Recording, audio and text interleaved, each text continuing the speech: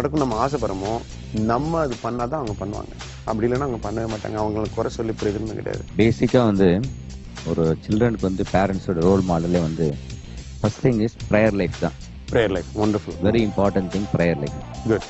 ஒரு spiritual body இருக்கு இல்லையா, அதுக்கு மேல அப்பா அம்மாவோட பிரேயர் கவரிங் இருக்கு. அந்த பிரேயர் கவரிங் எடுத்துட்டாக்கா the enemy is attacking. மீண்டும் மகிழ்ச்சியான குடும்பம் என்கிற நிகழ்ச்சி வாயிலாக உங்களை சந்திப்பதில் பெருமகிழ்ச்சி அடைகிறோம். கடந்த வாரத்தில் பிள்ளை வளர்ப்பு பற்றியும் பெற்றோர்கள் எப்படி பிள்ளைகளுக்கு முன்பாக நல்ல ஆவிக்குரிய தலைவர்களாக முன் உதாரணங்களாக இருக்க வேண்டும் என்பதை பற்றி பேசினோம். இந்த வார நிகழ்ச்சியில பிள்ளைகளுடைய பாலியல் தூய்மை என்கிற தலைப்பிலே தொடர்ந்து நான் பேச இருக்கிறோம். மீண்டும் இந்த நாள் நிகழ்ச்சியிலே அமெரிக்க ஐக்கிய தேசத்திலிருந்து சகோ ஜோசப் மனோகர் அவர்கள் நம்மோடு கூட குடும்பத்தை குறித்து, பிள்ளைகளை வளர்க்கிற விதத்தை குறித்து நம்மோடு கூட பேச இருக்கிறார்கள். அமெரிக்க ஐக்கிய தேசத்தின் இயேசு விடுவிக்கிறார் ஊழியங்களின் பொறுப்பாளராக ஜெப ஊழியங்களை தலைமையேற்று நடத்தி வருகிறார்கள். குடும்பங்களுக்கு நல்ல ஆலோசனைகளை கொடுக்கிறார்கள். இந்த நாள் நிச்சயம் இந்த நிகழ்ச்சி உங்களுக்கு ஆசீர்வாதமாக இருக்கும் என்பதில் சந்தேகமில்லை. எல்லாரும் கரங்களை தட்டி கர்த்தருடைய வார்த்தையை நாம் வரவேற்போமாக. ஆமென். It's my privilege to join you one more time through this television. மீண்டும் இந்த தொலைக்காட்சி வாயிலாக உங்களோடு கூட இணைந்து கொள்ள கிடைக்கப்பெற்ற இந்த வாய்ப்புக்காக நான் நன்றி உள்ளவனாக இருக்கிறேன். In the last few weeks we have been discussing on godly families. கடந்த சில வாரங்களாகவே தேவ பக்திக்கு ஏதுவான குடும்பம் என்கிற தலைப்பிலே நாம் சிந்தித்து வருகிறோம். One of the areas we want to discuss today is on the sexual purity. இன்றைக்கு நாம் கலந்து ஆலோசிக்க போகிறதான பகுதிகளில் ஒன்று பாலியல் தூய்மை. This is an area where the enemy has deceived our children for a long time. நீண்ட காலமாக இந்த குறிப்பிட்ட பகுதியிலே சத்துருவானவன் நம்முடைய பிள்ளைகளை வஞ்சித்து வருகிறான். We do not have a right revelation in this area, so we have been deceived by the enemy. இந்த பகுதியிலே நமக்கு சரியான அளவிலான ஒரு வெளிப்பாடு இல்லாததனால சத்துருவாகிய பிசாசினாலே நாம் வஞ்சிக்கப்பட்டு வருகிறோம். We are going to ask God's intervention in this area to have a much understanding concerning sexual purity. இந்த பாலியல் தூய்மை என்கிற நிலையிலே ஆண்டவர் நமக்கு வெளிப்பாடுகளை தந்து நம்முடைய குடும்பத்தை எப்படி நாம் நேர்த்தியாய் நடத்த வேண்டும் என்கிற ஆலோசனைகளை சிந்திக்க போகிறோம். We prepare our children for the wedding.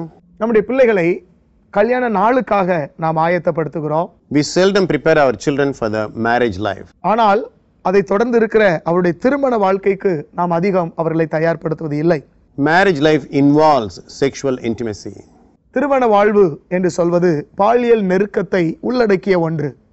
Because of the cultural traditions, we have been deprived of this truth in our children's lives. பாரம்பரியம், கலாச்சாரம் என்பவைகளினாலே நம்முடைய பிள்ளைகள் வாழ்க்கையில இந்த முக்கியமான சத்தியம் அவர்களுக்கு சொல்லப்படாமலேயே விடப்பட்டிருக்கிறது. When the Bible tells we have to train our children in every way, this is also another area they need education. வேதம் சொல்லுகிறது, பிள்ளையானவனை நடக்க வேண்டிய எல்லா வழிகளிலும் நேர்த்தியாக நடத்து. அதில் இந்த குறிப்பிட்ட பகுதியும் உள்ளடங்கிய ஒன்றுதான். Sexual intimacy is a godly ordained pleasure he has given to the human kingdom. பாலுறவு நெருக்கம் என்பது தேவன் தம்முடைய பிள்ளைகளுக்கு சந்தோஷத்திற்காக ஏற்படுத்தி கொடுத்திருக்கிற ஒரு அற்புதமான காரியம். The reason he has given that pleasure is to have the procreation.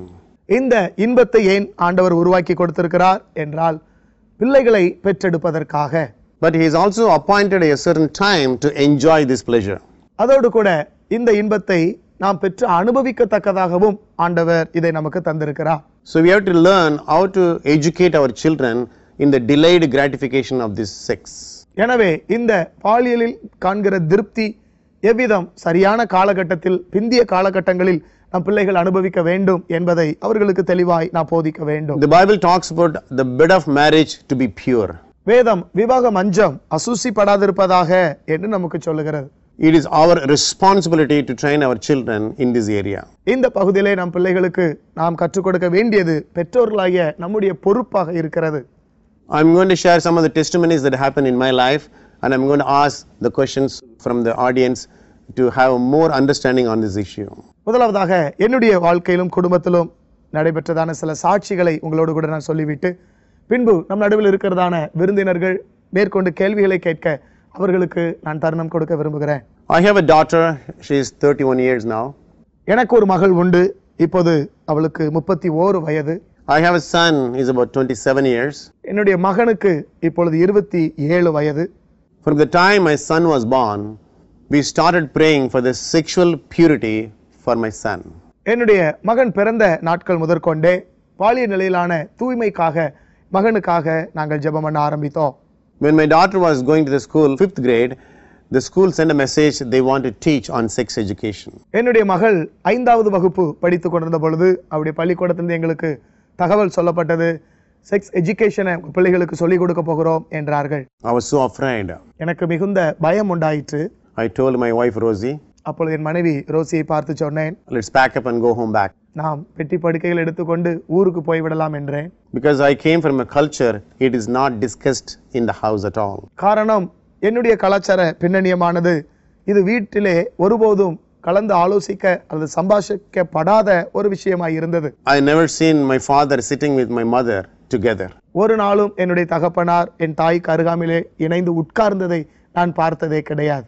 I never seen my sister and her brother-in-law sitting together. என்னுடைய சகோதரியும் அவருடைய கணவனாரும் இணைந்து உட்கார்ந்திருந்ததை நான் பார்த்ததே கிடையாது. Some of you may be going through the same mindset in the same way.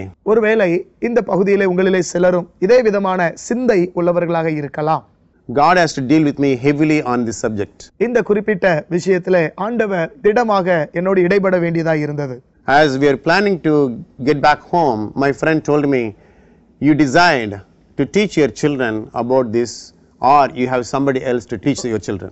சொந்த ஊருக்கு போய்விடலாம் என்கிறதான அந்த எண்ணத்தோடு கூட இருந்த பொழுது என்னுடைய நண்பர்களில் ஒருவர் என்னை பார்த்து சொன்னார், இந்த குறிப்பிட்ட பாடத்தை போதனையை ஒன்று நீயாகவே உன் பிள்ளைக்கு கற்றுக் கொடுக்க வேண்டும் அல்லது வேறு யாரோ கற்றுக் கொடுக்க இடம் கொடுக்க வேண்டும் என்று சொன்னார். The question my friend asked me challenged my thinking.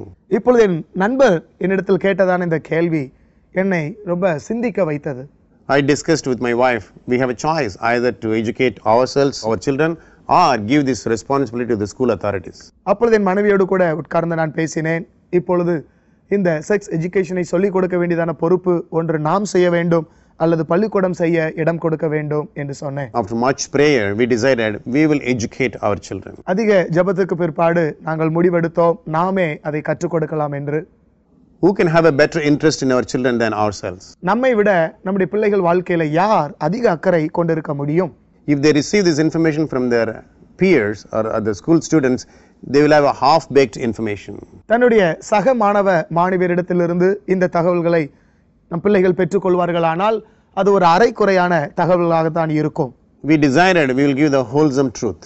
எனவே முழுமையான உண்மையை பிள்ளைகளுக்கு சரியான நிலையிலே நாம் போதிக்கலாம் என்று முடிவெடுத்தோம். So my wife, myself, and went to the library and took a book on anatomy. எனவே நானும் என்னுடைய மனைவியும் நூலகத்திற்கு போய் உடலியல் சம்பந்தப்பட்டதான புத்தகத்தை நாங்கள் எடுத்தோம். I told Rosie how to talk about this to my daughter. என் மகளிடத்தில் இதை குறித்து எவ்விதம் பேச வேண்டும் என்று என் மனைவிக்கு அறிவுரை சொன்னேன். She just came of age just 6 months ago. 6 மாதங்களுக்கு முன்பாகத்தான் என் மகள் வயதுக்கு வந்திருந்தாள். It was a revealing information she received from my wife. என் மனைவியிடத்திலிருந்து என் மகள் பெற்றுக்கொண்டதான தகவல்கள் முற்றிலும் புதிய ஒரு வெளிப்பாடாக இருந்தது. Every misconception about the sex and the experience was broken when she started teaching to my daughter. என்னுடைய மகளுக்கு என் மனைவி இந்த காரியங்களை எல்லாம் சொல்லிக் கொடுக்க துவங்கிய பொழுது பாலுறவு சம்பந்தப்பட்டதான தவறான கருத்துக்களும் அபிப்பிராயங்களும் முற்றிலும் களைந்தெடுக்கப்பட்டது. We emphasized delayed gratification on the sexual purity until the day of marriage. திருமண நாள் மட்டும் காத்திருப்பதும் வாழ்க்கையிலே பாலுறவு சம்பந்தப்பட்ட திருப்தியை அதுவரைக்கும் நாம் தள்ளி போட வேண்டிய அவசியத்தையும் சொல்லிக் கொடுத்தார்கள். She embraced gracefully. அதை மிகுந்த அன்போடு கூட அந்த வார்த்தைகளை அரவணைத்துக் கொண்டாள். In the same way, we taught our son myself. அதுபோலவே என்னுடைய மகனுக்கு நானே உட்கார்ந்து கற்றுக் கொடுத்தேன். ஸோ பிள்ளைகளை நம்ம சொல்லி கொடுக்கறதுல அவங்களுக்கு இந்த அறிவை புகுத்துறதுல தான் ஆண்டவர் நம்மளுக்கு கொடுத்துருக்கிற ஒரு ரோல். இந்த ஏரியாவில் நம்ம தவறக்கூடாது. அமெரிக்காவில் இருக்கிற சிஸ்டம் இங்கே வந்துட்டுச்சுன்னா பயப்படுறாங்கன்னு சில பேர்லாம் சொல்கிறாங்க. அமெரிக்காவில் இருக்கிற குடி, போதைப்பொருள், சிகரெட்டு, மற்ற பெண்களை பார்க்குற விஷயங்கள் இந்தியாவில் வந்துருச்சு. ஸோ இந்த ஏரியாவில் நம்மளுக்கு ஒரு வெளிப்பாடு இருந்துச்சுனாக்கா குடும்பங்களில் ஒரு பெரிய மகிழ்ச்சியுள்ள குடும்பமாக இருக்கும்னு நான் விசுவாசிக்கிறேன். ஸோ இது குறித்து உங்களுக்கு இருக்கிற இன்ஹிபிஷன்ஸை நம்ம பிரேக் பண்ண போகிறோம். ஸோ நீங்கள் கேள்விலாம் கேட்கலாம், இந்த ஏரியாவில் எப்படி இருக்கிறது, உங்களுக்கு இருக்கிற எந்தவித கேள்வியாக இருந்தாலும் இப்போ நம்ம கேட்டு நம்ம வந்து இன்ட்ராக்ட் பண்ண போகிறோம். வெட்கப்படாமல் நீங்கள் கேளுங்க. என்னம்மா சொல்லுங்கள். இப்போ வந்து ஸ்கூல்ஸ்லேயே பார்த்தீங்கன்னா பிள்ளைங்களுக்குள்ள ஒரு ஒரு அவேர்னஸ் வந்திருக்கு. அது வந்து ஆண்கள் பெண்கள் விஷயத்தில் வந்து ஸ்கூல்லையே 6th 5th கூட ஒரு செப்பரேஷன் வர்ற மாதிரி காரியங்கள்லாம் இப்போ நடந்துட்டு தான் இருக்குது.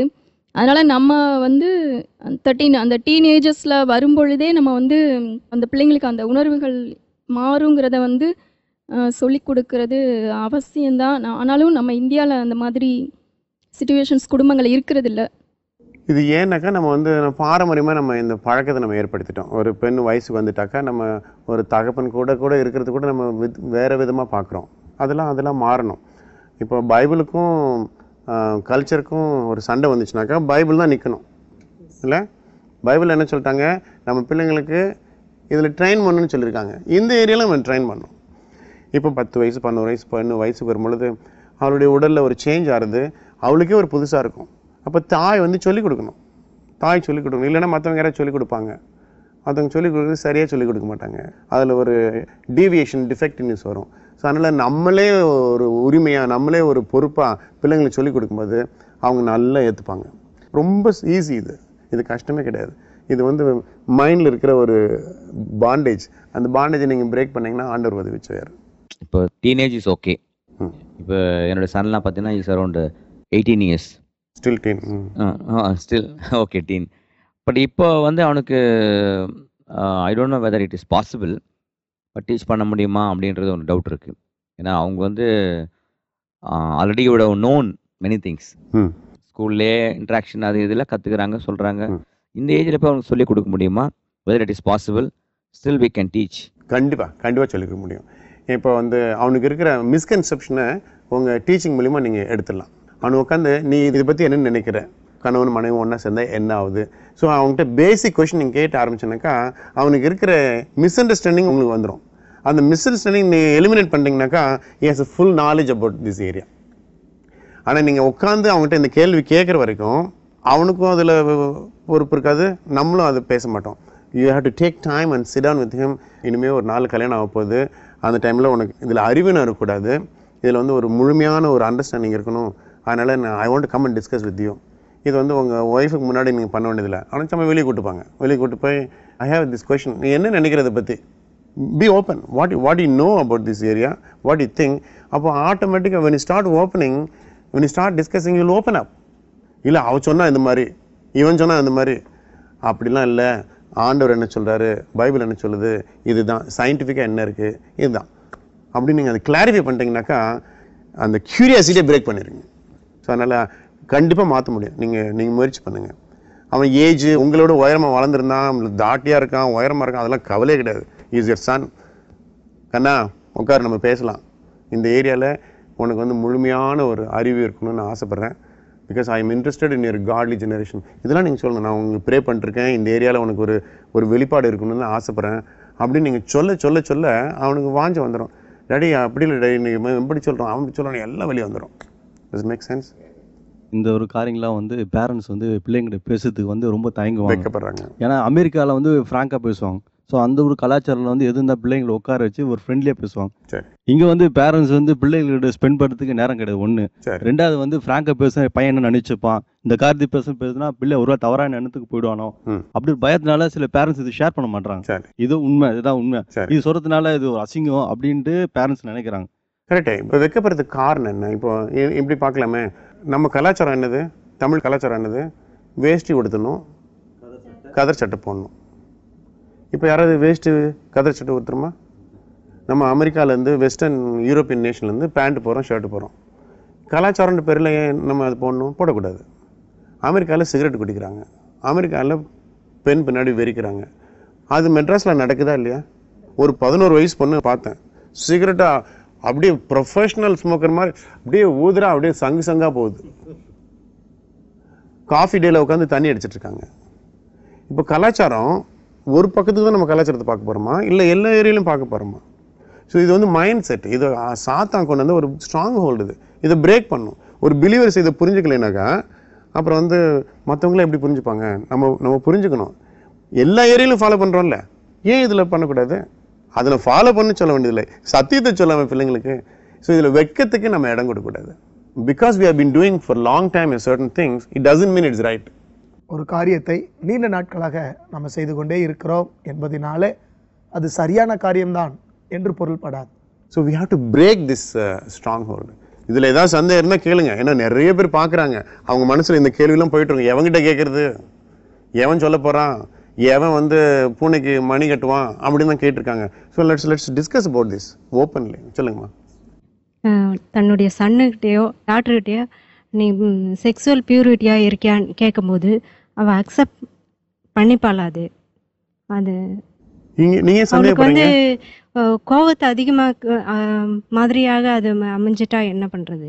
ஆகாது. ஏன்னாக்கா அவங்க மேலே நீங்கள் என்ன இன்டென்ஷனோட கேட்குறீன்றது தானே முக்கியம். அதுதானே முக்கியம். அப்போ வந்து அவங்க கோவப்பட வாய்ப்பு இல்லை. அதில் ஒரே ஒரு பேலன்ஸ் நான் சொல்லுவேன். அவங்க எந்த டைமில் நீங்கள் கேட்குறீங்க அதை பொறுத்து இருக்குது. அந்த டைம் பொறுத்து, இடம் பொருளையால் பார்த்து நீங்கள் கேட்கணும். இப்போ பேரண்ட்ஸ் வந்து அவங்களுடைய வாலிப பிராயத்திலேயே இருந்திருப்பாங்க கட்டாயம். அவங்களுக்கும் அந்த மாதிரி உணர்வுகள் எல்லாம் வந்திருக்கும். அப்போ வந்து அதை வந்து நம்ம பிள்ளைங்களுக்கும் அந்த மாதிரி இந்த டைமில் இருக்கும் அப்படிங்கிற அந்த கான்ஷியஸ் அவங்களுக்கு வேணும். அதே மாதிரி அந்த டைமில் அவங்க ஒரு வேளை தப்பு பண்ணியிருந்தாங்கன்னா, ஏதோ தப்பு பண்ணி விழுந்திருந்தாங்கன்னா சம்டைம்ஸ் அந்த ஜீன்ஸ் அப்படியே கூட வரலாம். நான் இப்போ சொல்கிறது வந்து நீங்கள் எவ்வளோ தூரம் ஏற்றுப்பீங்கன்னு ஆண்டவர் கிருபையில் நீங்கள் ஏற்றுப்பீங்கன்னு நினைக்கிறேன். ஒரு ஹைப்போதெட்டிக்கலாக ஒரு கேஸ் பார்க்கலாமே. ஒரு தகப்பன் வந்து தன் வாலிப பிராயத்தில் தப்பு பண்ணிட்டான், விழுந்துட்டான். அது வந்து மனப்பூர்வமாக ஒரு பகிரங்கமாக தன் மகன்கிட்ட சொல்லி, இந்த மாதிரி நான் தப்பு பண்ணேன், இதனால் சில விளைவுகள், அதனால் நீ இந்த மாதிரி ஆயிடக்கூடாதே, நீ இந்த மாதிரி இந்த தப்புக்கு நீ போகக்கூடாதே, அதுக்கு நான் ஜெபம் பண்ணிருக்கேன், அதனால் இது மாதிரி டிஸ்கஸ் பண்ணுவோம் அப்படின்னு ஓப்பனாக டிஸ்கஸ் பண்ணும் பொழுது அவன் அற்புதமாக ஏற்றுக்கொள்வாங்க பிள்ளைங்க. நம்ம பிள்ளைங்களுக்கு ஒளிவு மரம் இல்லாமல் நம்ம பிள்ளைங்களுக்கு நம்ம பேசுறதில்ல. எல்லாத்தையும் இளமரவு காய்மரவுன்னு போத்தி சொல்லி அவங்களுக்கு உண்மையாக நம்ம சொல்லி கொடுக்கறதில்ல. ஸோ நீங்கள் இந்த ஏரியாவில் அவங்ககிட்ட சொல்லி பாருங்கள், ஆட்டோமேட்டிக்காக ஏற்றுப்பாங்க. சகோதரி கேட்டாங்க, வாலிப பிராயத்தில் பெற்றோரே தவறு பண்ணியிருந்தா அதை நம்ம இது மாதிரி பண்ணிட்டோன்னு பிள்ளைங்களுக்கு சொல்லும் பொழுது அந்த பிள்ளைங்களுக்கு ஒரு வேளை பேரண்ட்ஸ் மேலே ஒரு பேட் ஒப்பீனியன் வராதா? வராது. அவங்க ஓப்பனாக இருக்கிறது பிள்ளைங்க வந்து நார்மலாக ஏற்றுக்கிறாங்க. 9.9 out of 10 they will receive with open mind. இப்போ நான் பண்ண தப்புலாம் என் பையன்கிட்ட சொல்லியிருக்கேன். நான் தண்ணி அடித்த நாட்களில் நான் பண்ண தப்பு, இதெல்லாம் தப்பு பண்ணேன், நான் ஃபைனான்ஷியல் டெசிஷன் நான் தப்பு எடுத்தேன், மகனை நீ இந்த மாதிரி எடுத்துடாத. ஸோ இதெல்லாம் ஓப்பனாக நான் பண்ண தப்பு இதெல்லாம் அப்படின்னு அவங்ககிட்ட சொல்லும்போது, daddy thank you so much, thank you, நான் தப்பு பண்ண மாட்டேன் அப்படின்னு மனப்பூர்வமாக ஏற்றுக்கிறாங்க. இன்னொரு கொஸ்டின், இப்போ அது மாதிரி நம்ம பிள்ளைங்களை கேட்கும்போது அவங்க வந்து அந்த மாதிரி ஒரு ரிலேஷன்ஷிப்பில் இல்லை அப்படின்னும் பொழுது நீங்கள் என்ன சந்தேகப்படுறீங்களா அப்படின்னு பிள்ளைங்க கேட்க சான்ஸ் இருக்குது. அந்த இன்டென்ஷன் மோட்டிவை நீங்கள் முன்னாடி சொல்லணும். ஏய் நீ உண்மையாகவே க்ளீனாக இருக்கா இல்லையா அப்படின்னு கேட்டாக்கா கோவம் தான் வரும் இல்லை? அவங்ககிட்ட உட்காந்து பேசணும். அவங்க பேசணும், இந்த மாதிரிப்பா நான் வந்து நீ கல்யாணம் போகிற ஸ்டேஜு, இப்போ வந்து இந்த ஏரியாவில் ஒரு வெளிப்பாடு வந்து நல்லாயிருக்கும், ஐ am interested in your future, I love your successful in this area, as a family man, as a husband, as a father, இது முழுமையாக இருக்கணும், அதுதான் என்னோடய இன்டென்ஷன். இது ஒரு சின்ன ஒரு ஏரியா, நம்ம டிஸ்கஸ் பண்ணலாம். கண்டிப்பாக டிஸ்கஸ் பண்ணுவாங்க, நீங்கள் சந்தேகப்பட தேவையில்லை. It's a great revelation. உண்மையிலுமே வந்து ஐ ரியலி தேங்க் காட். ஏன்னா இது வந்து ஒரு கிரேட் ரெவலேஷன், எங்களுக்கு ரொம்ப ஆசீர்வாதமாக இருக்குன்னு நான் விசுவாசிக்கிறேன். இந்த மாதிரி ஓப்பனாக அடிக்கணுங்க. எங்கள் பையன் வந்து ஃபஸ்ட் ஸ்டாண்டர்ட் படிக்கும் போதே வந்துட்டு ஃப்ரெண்டு வந்து ஒரு பொண்ணை பார்த்து ஐ லவ் யூ சொன்னான் அப்படின்னு வந்து தப்பாக வந்து வீட்டில் சொல்லிகிட்டு இருந்தாங்க. அப்போது நாங்கள் சொன்னோம், அது வந்து தப்பு இல்லைப்பா, அது வந்து அந்த பொண்ணு மேலே ஆசையாக இருக்கான், அதில் என்ன இருக்குது அப்படின்னு சொல்லி விட்டுட்டோங்க. ஆனால் அது வந்து எப்படி இதை வந்து பிள்ளைங்களுக்கு வந்து சொல்லித்தர முடியும் அப்படின்னு கொஞ்சம் தயக்கமாக தான் இருந்துச்சு. இப்போ வந்து நீங்கள் சொன்ன பிறகு கான்ஃபிடென்ட்டாக இருக்கு, கிளியராக. நிறைய வாலிப பிள்ளைங்களுக்கு வந்து இதை பற்றி முழுசாக தெரியாதனால தான் அநேக பிள்ளைங்க வந்து தவறி பாவத்தில் விழுந்துடுறாங்க அப்படின்றது வந்து இன்னைக்கு தெளிவாயிருச்சு. Love is not sex. அன்பு பாலுறவு அல்ல. Sex is included, but it is not sex alone இல்லை? ஸோ இதை நம்ம புரிஞ்சுக்கணும். இதை வந்து நீங்கள் பிள்ளைங்களுக்கு கொஞ்சமாக சொல்லுங்க. லவ்னாக்கா பெட்டில் ஒன்றா இருக்கிறதா லவ்லடா, அவளை நேசிக்கிறது இல்லை? அன்பு, காதல், பாசம், நேசம், நிறைய வார்த்தை இருக்குது இல்லை? அன்பு, அவன் உண்மையான அன்பை நீங்கள் சொல்லிக் கொடுக்கும் பொழுது அவங்களுக்கு வெளிப்பாடு வரும், ஆண்டவர் பெரிய கிரிச்சி வரும். ஸோ பிள்ளைங்களுக்கு ஜெபம் பண்ணுறது, இந்த ஏரியாவில் ஒரு பியூரிட்டி வரணும்னு ஜெபம் பண்ணுறது ஃபஸ்ட்டு ரெஸ்பான்சிபிலிட்டி பேரண்ட்ஸுக்கு. பிறந்தப்போ ஆரம்பிச்சிருங்க. கொஞ்சம் சில பேருக்கு லேட்டாக இருக்கும், ஆனாலும் ஆரம்பிச்சிருங்க. Is never too late. பிள்ளைங்களை காலேஜுக்கோ அல்லது ஸ்கூலுக்கோ நிறையா வந்து வேற ஊரில் படிக்க வைக்கிறோம். அப்போ வந்து ஹாஸ்டலில் போய் தங்க வேண்டியிருக்குது. அங்கே பெண்கள் சேர்ந்து இந்த மாதிரி இருக்கிறது ஓரின சேர்க்கை வந்து காணப்படுதுன்னு கேள்விப்படுறோம். அந்த மாதிரி பிள்ளைங்களுக்கு அவேர்னஸ் கொடுக்கறதுக்கு என்ன பண்ணணும் நாங்கள்? ஓரின சேர்க்கை, அந்த ஹோமோசெக்ஷுவல் லைஃப் ஸ்டைல் அவங்களுக்கு வருது, ஏன் வருது, அதை எப்படி ப்ரொடெக்ட் பண்ணுறதுனாக்கா அதை குறித்து நம்ம முன்னாடியே டிஸ்கஸ் பண்ணோம். பிரதர் கூட சொன்னாங்க, பிள்ளைங்களுக்கு தேவ பயத்தை நம்ம சொல்லிக் கொடுக்கும் பொழுது இது வந்து நம்மளா உண்டு பண்ண இச்சை தான், இட்ஸ் அ பர்வர்ஷன் தான். ஹோமோசெக்ஷுவல் வந்து இட்ஸ் அ பர்வர்ஷன், ஆண்டவராக நேச்சுரலாக கொடுக்கறது கிடையாது. இது பெரிய பாவம்னு பைபிளில் நம்ம போட்டிருக்கோம்ல. ஏன் போட்டிருக்குனாக்கா இதனால சந்ததி அழியப்படும் அப்படின்னு. So this is one of the gravest sins God is against in the land of Israel. இந்த குறிப்பிட்ட பாவத்தை ஆண்டவர் இஸ்ரவேல் ஜனங்கள் நடுவில் கடுமையாக எதிர்த்தார். So when God is against something we should not support. தேவனே ஒரு காரியத்தை எதிர்க்கும் பொழுது நிச்சயம் நாம் அதை ஆதரிக்க கூடாது. The Bible says love what God loves and hate what God hates. வேதம் சொல்லுகிறது, தேவன் எதை நேசிக்கிறாரோ அதை நாம் நேசிக்க வேண்டும், தேவன் எதை வெறுக்கிறாரோ அதை நாம் வெறுக்க வேண்டும். We are not hating homosexual people. நாம ஓரின சேர்க்கை ஆளர்களை நாம் வெறுப்பது இல்லை. அந்த ஆத்துமாக்களை ஆண்டவர் நேசிக்கிறார். ஆனால் அந்த ப்ராக்டிஸை ஆண்டவர் அனுமதிக்கல. ஸோ இந்த பிள்ளைங்களுக்கு நம்ம வீட்டை விட்டு பிள்ளைங்களுக்கு போக முன்னாடியே இந்த காரியங்களை குறித்து அவங்களுக்கு சொல்லிக் கொடுக்கணும். சில சமயம் நம்ம இதை பற்றி டிஸ்கஸ் பண்ணாத காரியத்தினால தான் அவங்க பிள்ளைங்க இந்த மாதிரி ஒரு எக்ஸைட்மெண்ட்டில் க்யூரியாசிட்டியில் போய் ட்ரை பண்ணுறது. அதான் வேறு ஒன்றும் கிடையாது. ஸோ பிள்ளைங்களுக்கு முன்னாடியே இருந்து சொல்லி அவங்களுக்கு ஜெபம் பண்ணி நீங்கள் ப்ரொடெக்ட் பண்ணும் பொழுது ஆண்டவர் உண்மையாக நம்ம பிள்ளைங்களை பாதுகாப்பார். சில சமயம் என்னோட நம்ம பிள்ளைங்க இவ்வளோ சத்தியம் கேட்டாங்க திரும்பி போயிட்டாங்கன்னு இருக்கலாம். ஆனாலும் ஆண்டவர் வந்து நம்ம போட்ட விதையை ஒரு டைமில் மறுபடியும் திருப்பி கொண்டாந்துடுவார். அதனால் ஒரு சமயம் ஒரு வழி தவறி போகலாம், அதனால் ஆண்டவர் அற்புதமாக கொண்டாந்துடுவார். ஃபர்ஸ்ட் வேனிகின் ஃபேமிலியில் அந்த சூசன் ஃபேமிலி பார்த்தீங்கன்னாக்கா அந்த 2 பிள்ளைங்க வழி தவறி போனாங்க. உலகமே அவங்கள லட்சமாக கோடியாக மினிஸ்ட்ரி பண்ணுற ஆளுக்கு இந்த ஊழிக்காருக்கு எப்படி இந்த பிள்ளை ஆகலான்னு. ஆனால் 5 வருஷம் கழிச்சு அவங்க டாக்டர் மறுபடியும் திரும்பி வந்தாங்க. 6 வருஷம் கழிச்சு அந்த பையன் ஜாஷுவா திரும்பி வந்தான்.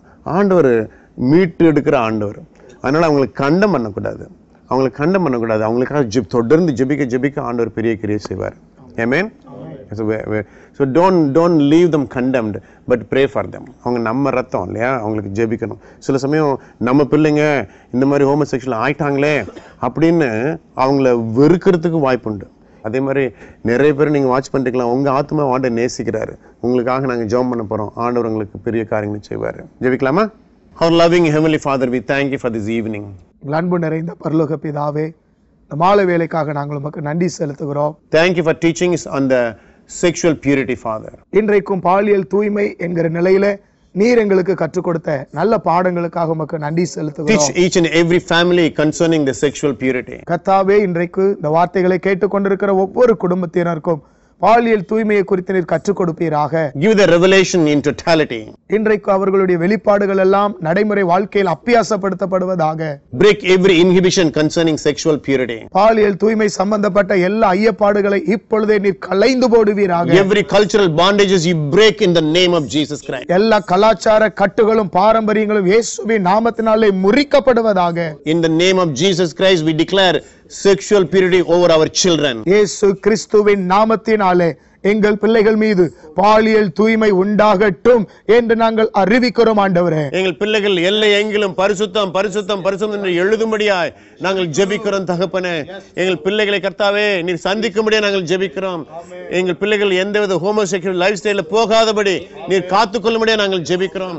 எங்கள் பிள்ளைகள் இருக்கிற ஹாஸ்டல் ஏரியால ஆண்டவரே மகனோ மகளோ அந்த ஏரியால தேவ பயத்தோடு பிள்ளைகள் நடக்க எங்கள் பிள்ளைகளுக்கு நீ கற்றுக் கொடுக்கும்படியாக நாங்கள் ஜெபிக்கிறோம். Cover them under the blood of Jesus Christ.